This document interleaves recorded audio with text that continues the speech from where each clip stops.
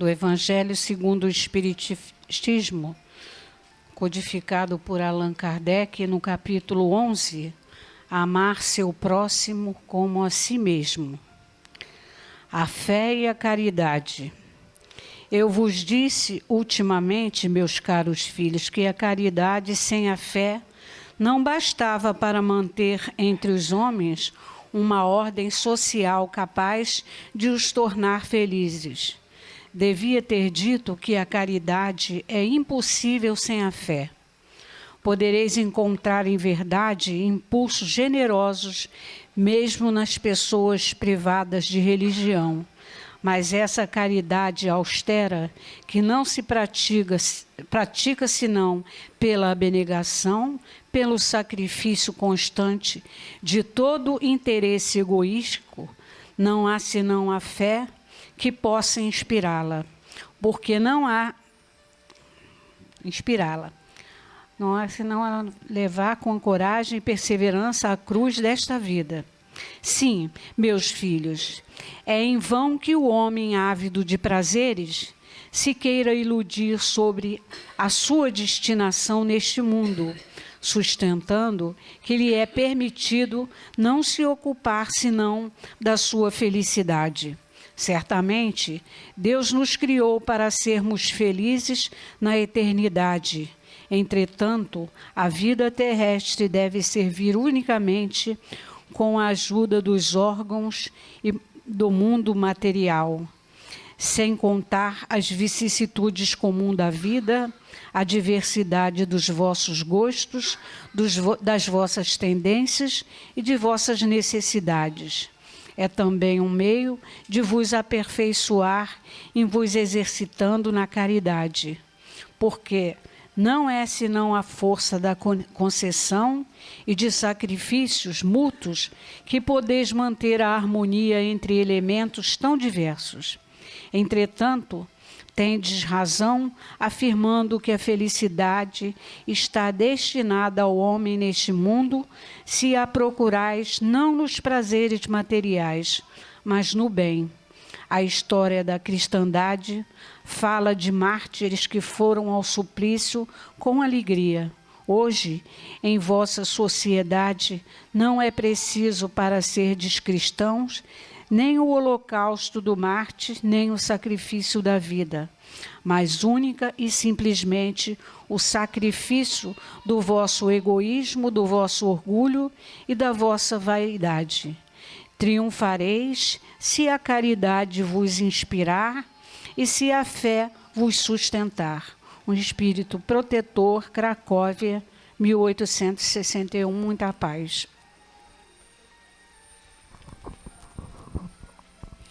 Do livro Autoajuda por Autoajuda, mensagens psicografadas de Francisco Cipriano e Irmã Germana, por Celi Durão.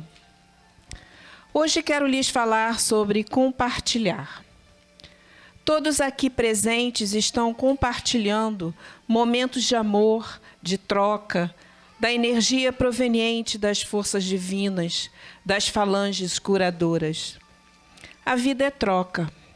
Sem sua ajuda, a sobrevivência é impossível. O homem compartilha com seus semelhantes os seus sentimentos. Por isso, é tão importante rebuscar dentro de si o que de melhor cada um possa oferecer ao outro. Os sentimentos negativos ocorrem, pois é típico da natureza humana, mas devem ser espanados de suas mentes. Como é bom nos sentirmos úteis, ajudando, soerguendo a dignidade daqueles que se acham caídos, debruçados sobre seus problemas, sem ânimo para iniciar um processo de autoajuda. A autoajuda não é conseguida quando em estágios de depressão. Quando pressentirem que faltam forças a um irmãozinho, ajudem-no, compartilhando sua fé, abrindo as comportas dos sentimentos de ânimo, de reação, de reinício, de busca de uma solução para os seus problemas. Compartilhar uma migalha de seu conhecimento, ajudando um adulto ou uma criança a abrir seus horizontes, ensinando-os a ler, a escrever.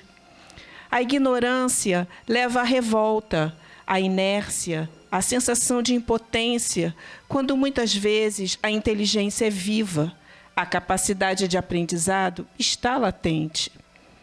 Se vocês não se julgam aptos a ajudar diretamente, contribuam com as instituições de ensino, creches. É necessário abrir os olhos e mentes de nossos semelhantes, compartilhar, doando um pouco do seu para minimizar a fome de seus irmãos com pouca opção de vida digna e saudável. A falta de instrução, de condição de sustento, geralmente em famílias numerosas, leva ao desespero. A fome incita atitudes de revolta, de agressão. Coloquem-se em seus lugares. E se vocês não tivessem tido a oportunidade de morar, de se alimentar com o mínimo necessário? A todo instante, devemos compartilhar as dores dos outros, compartilhar a alegria, os momentos felizes, as conquistas de nossos amigos, companheirismo, filhos, familiares, nos traz uma felicidade imensa. A troca de energia dos passes curadores aumenta as condições físicas e psíquicas de quem recebe, de quem doa. A palavra foi doada ao homem para que movesse o mundo. A leitura, o estudo, as tentativas da busca do saber. A herança deixada por outras gerações faz com que o progresso aconteça. Nada surgiu do nada. Façam de suas vidas exemplos que possam ser compartilhados com aqueles com quem convivem e que a lembrança deixada por vocês ao partirem seja de amor, altruísmo, generosidade. A doação de Francisco de Assis a seus semelhantes é usufruída até hoje. É presente, é atual, tantos séculos se passaram. Compartilhamos com ele o imenso amor que transbordou e frutificou. A admiração de seus seguidores por sua obra a tornaram infindável. Procurem sempre estar atentos aos pensamentos de Jesus, seus apóstolos e dos pensamentos dos espíritos iluminados, os mestres de sabedoria que estiveram na terra para abrir as mentes e os corações dos homens, graças à abnegação desses irmãos preocupados em doar, em minorar sofrimentos. Fiquem em paz e que Jesus os abençoe. Que assim seja.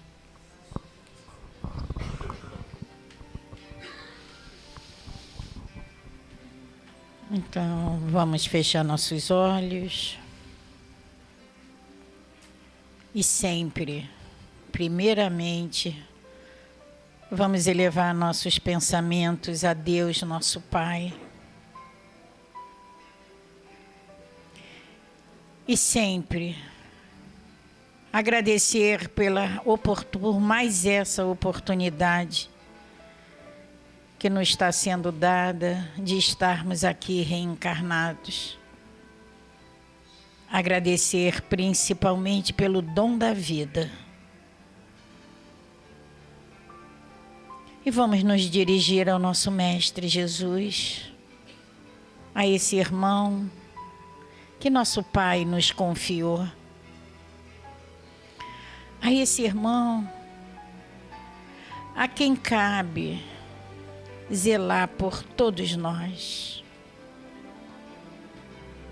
E Mestre Jesus, obrigada por mais uma vez nos encontrarmos aqui, por mais uma vez estarmos aqui reunidos, precisando, necessitando conversar contigo, te sentir, pedir que nos envolva na sua amorosidade, apesar de saber que isso tu nos faz sempre.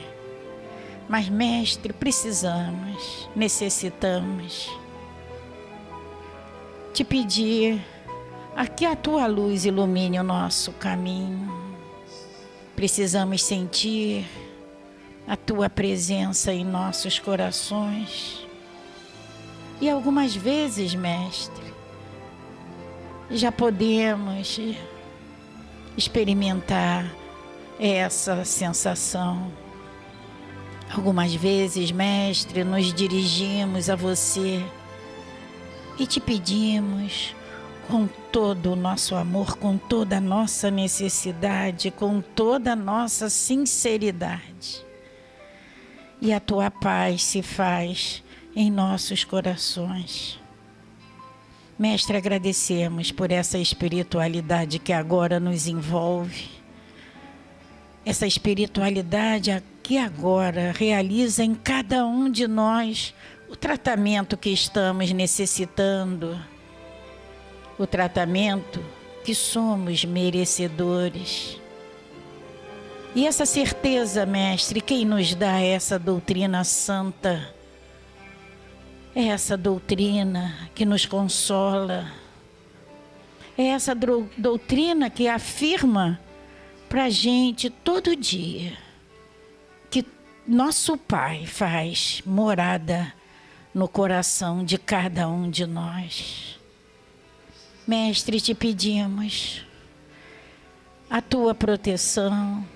Te pedimos, mestre, que nos fortifique na procura desse alimento que tanto necessitamos para os nossos espíritos. Nos ajude, nos fortifique nesse caminho de volta ao nosso Pai. Mestre Jesus, e a toda essa espiritualidade, aos mentores de cada um de nós, a nossa sincera gratidão. Irmão querido, que a tua paz e o teu amor esteja sempre em nossos corações. Que assim seja, Senhor. Graças a Deus.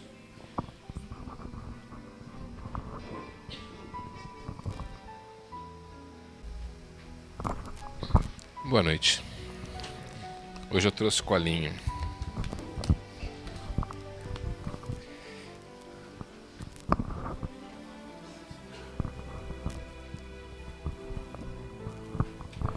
Então vamos lá. A gente hoje vai falar um pouquinho sobre bondade, afetividade e compaixão. E eu sou muito fã quando acontece da religião, da filosofia e da ciência se juntarem, uma confirmando e dando base ao conhecimento da outra. E é o que acontece. Hoje a gente vai falar um pouquinho sobre isso. Existe um cientista chamado Richard Davidson, que ele há uns anos atrás, ele passou por um processo de depressão por questões familiares, muito sério. E por conta disso, recomendaram a ele a prática da meditação. E aí ele começou a fazer a meditação e viu que a coisa funcionava, e aí aquilo despertou a ele a curiosidade do cientista, por que funcionava? E aí ele começou a pesquisar. Então ele começou a tirar amostras de sangue antes e depois de fazer a meditação e percebeu que existia uma mudança bioquímica muito significativa toda vez que fazia a meditação. E aí, por causa desse trabalho, ganhou tanta importância, porque isso começou a ser utilizado por atletas para aumentar a performance e tudo. Ele ganhou tanta destaque por conta desses trabalhos, e também tentando ampliar esses trabalhos, ele começou a querer fazer o estudo da meditação junto com monges, né, que faziam isso há muito tempo, para avaliar os efeitos de longa duração, né, que poderiam acontecer, as mudanças genéticas até que poderiam acontecer em função disso. E aí, nesse caminho, ele teve a oportunidade de conhecer Dalai Lama.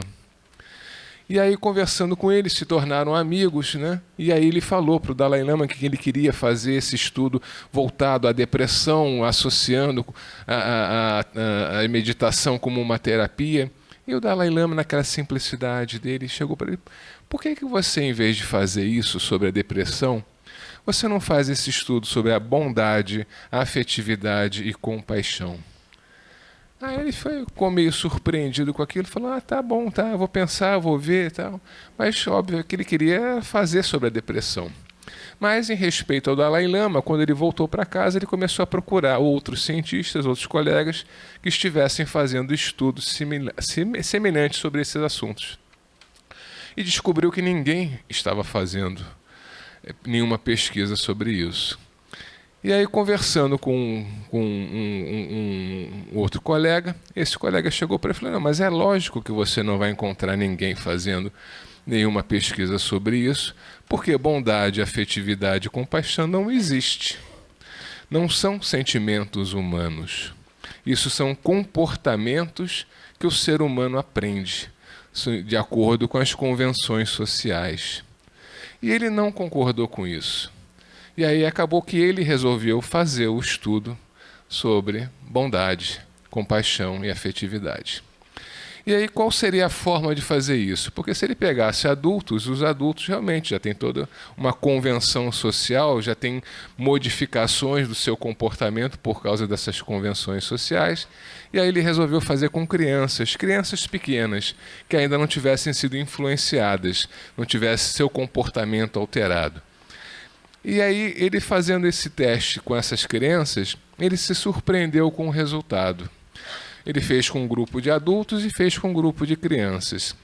E o que ele fazia? Ele começava a estimular a criança conversando com ela, né? Ah, quem é que você gosta mais, do papai ou da mamãe? Ah, da mamãe. E se a mamãe chegasse aqui agora com um sorvete grande, né? Você ia gostar? Ah, e de que sabor? Ah, de chocolate. E a criança ia entrando num processo de euforia, de felicidade, né?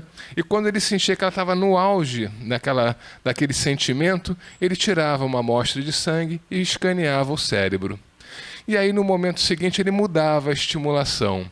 Começava, poxa, e se a sua mãe estivesse sentindo dor, muita dor, como é que a gente podia ajudar ela? E a criança tomava aquele impacto, e aí pensava, e aí começava a buscar alternativas. Ah, eu posso dar um beijo nela, eu posso abraçar ela, eu posso fazer isso, posso fazer aquilo. E aí ele sentia que a criança mudava o comportamento. E quando chegava naquele ponto, ele tirava outra amostra de sangue e escaneava de novo o cérebro. Quando ele fez isso com os adultos, ele estimulava na primeira vez para trazer a euforia e no momento seguinte, aquele impacto, todos os adultos, eles saíram daquele processo de euforia, de alegria, né? Tomavam aquele balde de água fria e tanto a parte bioquímica quanto a parte cerebral baixavam a sua atividade. Nas crianças, não. Elas se mantiveram. E, por conta desse segundo estímulo, o pré-frontal passava a ser ativado. O pré-frontal é a parte do nosso cérebro que está ligado ao futuro, é a parte do nosso cérebro onde nós fazemos as nossas programações, é a parte do nosso cérebro que nós utilizamos quando estamos fazendo uma prece, uma oração. A criança com o pré-frontal ativado, o imunológico dela melhora, a parte genética dela, a resposta genética dela melhora, a força física melhora porque começa a haver produção de proteínas diferentes. Então as respostas que ele conseguiu com a criança convergiam para realmente a gente identificar que existe um sentimento de bondade, de afetividade e de compaixão.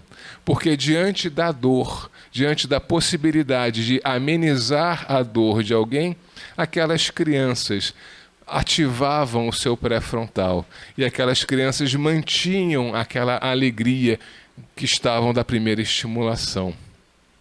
Muito diferente dos adultos.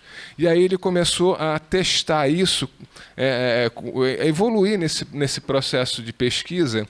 E o que acontece?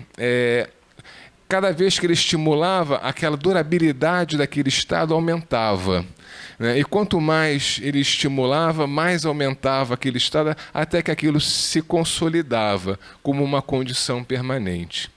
Então, as crianças que são incentivadas em sua infância a desenvolver bondade, afetividade, compaixão, indulgência e esses sentimentos de virtude, todas elas têm um potencial melhor. São crianças mais tranquilas, são crianças que têm maior empatia, são crianças que têm uma saúde física melhor, mais força física, aumenta o seu desempenho. Então é tudo de bom para a criança.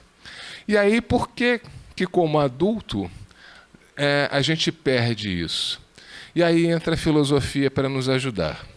Existe um livro do...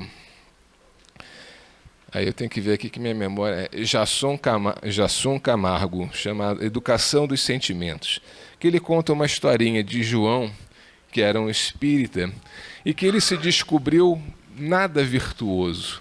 Isso trazia para ele um certo incômodo, porque ele via, poxa, são tantas as virtudes que eu preciso desenvolver que eu vou precisar de mais 10 encarnações para conseguir alguma coisa. E isso trazia a ele um desconforto tão grande que começou realmente a prejudicá-lo emocional e psicologicamente. E aí um belo dia, um espírito surge para ele, um espírito amigo. E aí ele pergunta para o espírito como é que eu poderia fazer para buscar essas virtudes. E aí o espírito sugeriu, faz o seguinte, se dedica a uma virtude única, a bondade. Tá? Você vai, a partir de agora, tudo que você pensar, falar, a forma de olhar e sua forma de agir, sempre vão estar ali mesclados desse sentimento de bondade. E aí ele passou a fazer isso. Só que quando ele começou a fazer isso, ele começou a perceber que começou a desenvolver junto com isso a paciência, a indulgência, a afetividade, a compaixão, a amorosidade. Então, quando ele começou a se dedicar à virtude da bondade, automaticamente as outras virtudes começaram a se desenvolver juntas, né? E aí nós temos um filósofo espírita chamado, eu vou achar aqui, Ney Lobo, que ele trabalhou muito em cima da didática do desenvolvimento da espiritualidade. E ele dizia nos seus livros que aprender uma perfeição é repetir os atos da mesma natureza dela, ou seja, formar o hábito dessa perfeição. Então, o que acontece? Aquele cientista que falou para o Richard que não existia o sentimento de bondade, não existia o sentimento de afetividade e compaixão, porque isso era um comportamento que nós aprendíamos, ele não estava tão errado, né? Porque esse filósofo espírita vem nos dizer isso. Para a gente adquirir uma virtude, a gente tem que ficar repetindo aqueles atos correspondentes àquela virtude até que aquilo vire um hábito, até que aquilo se consolide na nossa essência. O que o Espírito, no livro de Jason, sugeriu a João foi justamente isso. Você vai se dedicar à virtude da bondade, vai pensar com bondade, falar com bondade, agir com bondade, olhar com bondade. E fazendo isso, você vai começar a desenvolver esse sentimento, essa virtude de bondade. Então, o que acontece? Que aquilo é natural na criança e não é natural para a gente. Tem que ser um comportamento que a gente tem que reaprender. É porque no nosso processo de educação, quando a gente vai crescendo, que a gente vai sendo educado dentro da nossa família, isso é inibido. Porque muitas vezes a bondade é vista como fraqueza. A criança que tem muita compaixão, né, e que se comove com a dor de alguém, com a doença de alguém, é tido aquilo às vezes como falta até de masculinidade ou sei lá. Então, dentro da nossa sociedade, nós sistematicamente vamos impedindo que as crianças naturalmente desenvolvam esses sentimentos.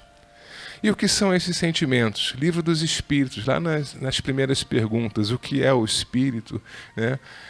Como nós somos criados, e lá diz que nós fomos criados puros e ignorantes, contudo por aprender. Mas também diz no Livro dos Espíritos que nós trazemos em essência todas as virtudes e que nós precisamos desenvolvê-la. Então, dentro da nossa casa, com os nossos filhos, o que nós precisamos fazer é incentivar essas virtudes neles, para que eles possam crescer com essas virtudes, vão se transformar em adolescentes com virtudes, vão crescer como adultos com virtudes e não vão precisar aprender um comportamento. desses, porque isso vai vir dentro de uma ordem natural das coisas. As famílias antigamente eram super numerosas, né? Morava o pai, mãe, filhos, tia, avó, né? Aquele grupo familiar às vezes imenso. E dentro desse grupo familiar a criança aprendia a conviver com idosos, com doentes, com a morte. Então ele tinha contato com a dor, ele tinha contato com essas experiências, que hoje muitas vezes a gente suprime isso da vida dos nossos filhos para que eles não sofram, para que eles não passem por momentos de dor.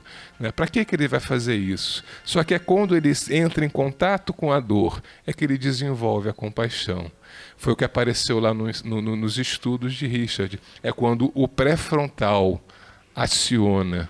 E ali é que ele começa a desenvolver esse sentimento de bondade, de compaixão, de indulgência, de afetividade. Se a gente tira os nossos filhos desse convívio familiar, a gente tira os nossos filhos desse convívio com a dor, com o sofrimento, com as coisas normais da vida, a gente não está beneficiando os nossos filhos. A gente está impedindo que ele desenvolva aquelas sementes que estão lá, colocadas por Deus, os sentimentos virtuosos. E aí nós vamos ver crianças que fazem bullying, crianças que não têm o menor respeito pelos idosos, né? Se tiver um idoso na frente é capaz de ele empurrar para poder passar. A gente vê esses absurdos. Por quê? Porque as crianças hoje se relacionam no smartphone. Redes sociais, se relacionam com fotos, se relacionam virtualmente, não mais assim, cara a cara. Então, aquela possibilidade do convívio vai afastando a possibilidade do desenvolvimento das virtudes, vai fazendo com que eles não desenvolvam empatia, bondade, compaixão, afetividade. E aí nós, hoje, podemos tentar consertar isso. De que forma? Seguindo o conselho do Espírito. Vamos desenvolver a bondade. E aí as outras virtudes vão começar a se desenvolver juntos.